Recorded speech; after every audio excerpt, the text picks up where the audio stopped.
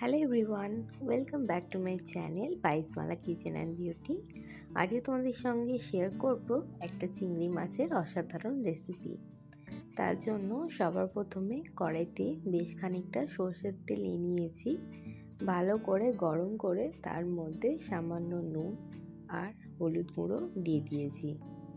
এরপরে যেটা দিলাম সেটা হচ্ছে কেটে রাখা চিংড়ি মাছগুলো, যেটা সামান্য নুন দিয়ে মাখা ছিল, আর একটুখানি লেবুর রস দিয়েছিলাম যাতে চিংড়ি মাছ থেকে কোনো আঁচটে গন্ধ না বেরোয়।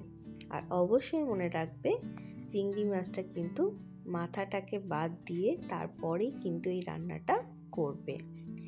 আর আরেকটা জিনিস খেয়াল রাখবে, চিংড়ি মাছ ভাজতে কিন্তু বেশিক্ষণ টাইম লাগে না, 2-3 মিনিট ভাজলেই চিংড়ি মাছ কিন্তু ভাজা হয়ে যায়। আর এখানে আমি যেটা করেছি সেটা হলো, এই চিংড়ি মাছটা আমি সম্পূর্ণরূপে ভেজেছি। কীরকম তোমাদের সেটা বলছি। আমি চিংড়ি মাছটা যে প্রসেসে ভেজেছি সেই প্রসেসে তোমরা যদি চিংড়ি মাছ ভাজো তাহলে দেখবে কোনো মতেই চিংড়ি মাছটা কিন্তু একেবারে শক্ত হয়ে যাবে না। প্রথমেই চিংড়ি মাছটাকে বেশ খানিকক্ষণ ম্যারিনেট করে রাখতে হবে। আর যখন তোমরা চিংড়ি মাছটা রান্না করবে তখন চেষ্টা করবে যে চিংড়ি মাছটাকে লো ফ্লেমে ভেজে নেবার। এই চিংড়ি মাছের মধ্যে এলাচ, লবঙ্গ, দারচিনি কুটে দিয়ে দিয়েছি, আর দিয়ে দিয়েছি নুন আর সামান্য গরম মশলা আর কাঁচা লঙ্কা, শুকনো লঙ্কার পেস্ট। এই প্রসেসে রান্না করলে টেস্টও যেরকম ভালো আসে, আর ব্যালেন্সের জন্য একটুখানি চিনি দিয়ে দিলাম যাতে টেস্টটা আরও বেশি ভালো আসবে।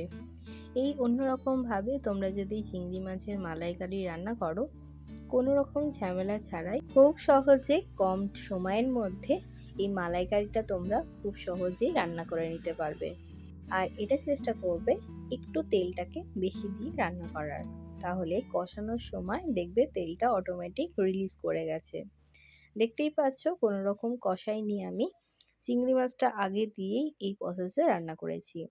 আজকের মালাইকারি রেসিপিতে তোমাদের সঙ্গে রেডিমেড কোকোনাট মিল্কের প্যাক ব্যবহার করেছি, আর তোমরা চাইলে কিন্তু এখানে টাটকা মালাইও কিন্তু নিতে পারো। কাজের সুবিধার্থে এটি ব্যবহার করেছি আমি। কোনো রকম বিশ্বাস করবে না, খেতে মালাইকারির থেকেও কম কিছু মনে হয়নি। আর আমি এখানে ম্যাগির কোকোনাট মিল্ক ব্যবহার করেছি। দেখতেই পাচ্ছ যে এইভাবে আজকে তোমাদের সঙ্গে শেয়ার করলাম খুব সহজে খুব কম উপকরণ দিয়ে চিংড়ি মাছের মালাইকারি রেসিপি। আজকের রেসিপিটা যদি তোমাদের ভালো লেগে থাকে অবশ্যই আমার চ্যানেলটাকে সাবস্ক্রাইব করে দিও এবং বেল বাটনটা প্রেস করে দিও যাতে সবার আগে তোমাদের কাছে নোটিফিকেশান চলে যায়। কেমন লাগলো অবশ্যই তোমরা কমেন্ট করে জানিও। আর উপর থেকে শাহি গরম মশলা ছড়িয়ে এবং উপর থেকে একটুখানি ফ্রেশ ক্রিম কিংবা কোকোনাট মিল্ক ছড়িয়ে নিলেই রেডি হয়ে যাবে ঘরে চিংড়ি মাছের মালাইকারি, একদম রেস্টুরেন্ট স্টাইল। কেমন লাগলো কমেন্ট করে জানিও।